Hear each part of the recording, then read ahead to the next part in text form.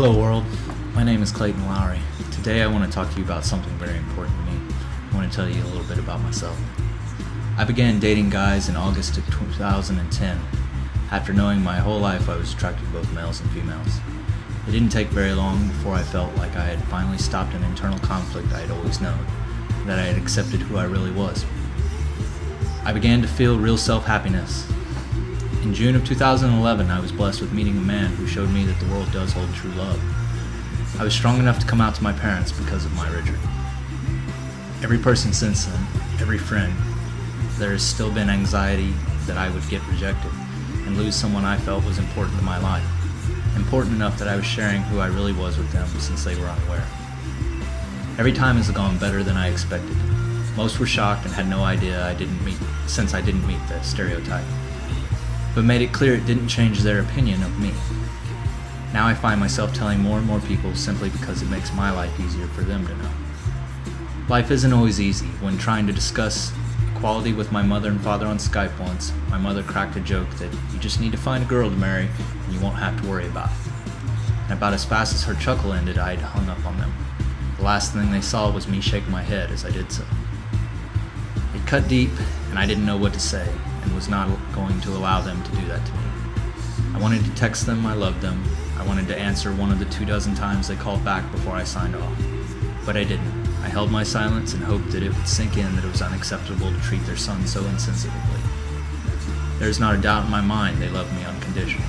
When I'd come out to them the year prior, they had questions, of course, and I'm someone who is open to answering questions and dispelling mistruths. Something that shocked me is that they had inquired what had happened to cause it, specifically if somebody had abused me and I had never said anything about it. They didn't understand that this was something I had known since I was a small child, and that it had always been. There had been nothing to cause it to happen.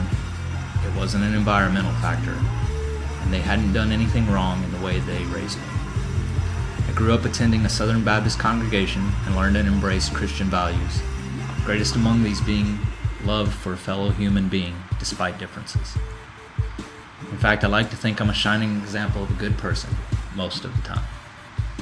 I am that way because my parents raised me right and nurtured me properly and set a good example. I try to ensure that I remain a good role model because there are some in my life who I know look up to me even though they don't say it. I have a habit of pushing those I see potential in, and I am very passionate about every relationship I invest in, be it a friend or a lover. I always have been. My parents affirmed that they loved me anyways, and always would, even if they didn't agree with my lifestyle and approve of who I love. A month later, they met Richard. My two brothers had no qualms with who I loved and support me completely.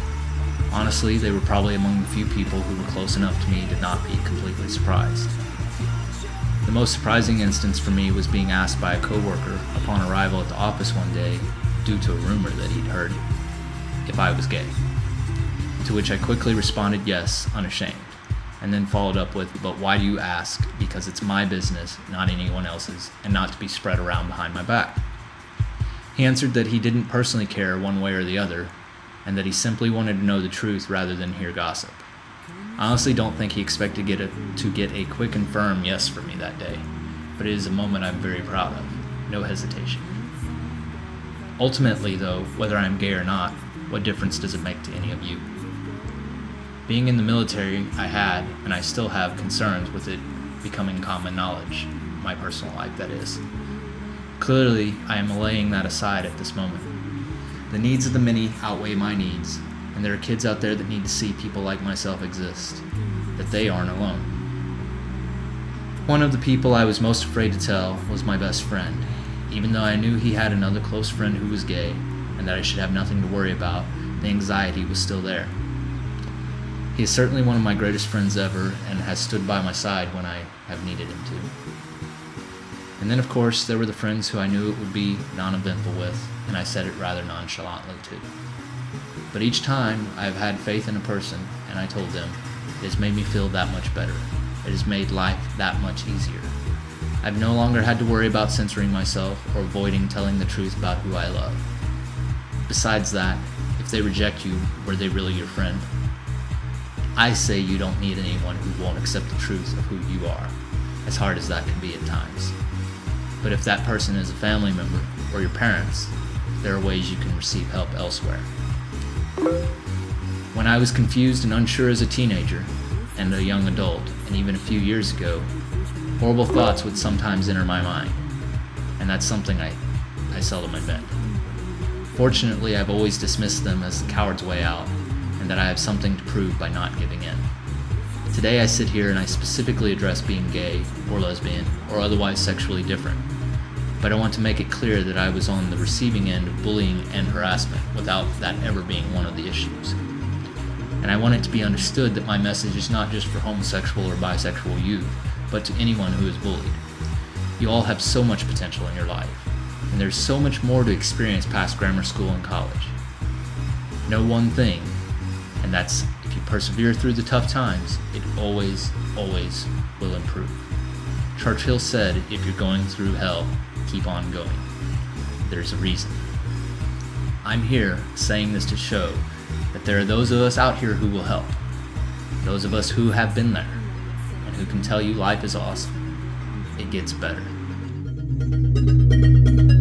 If I see a man waving, does this mean that I'm not alone?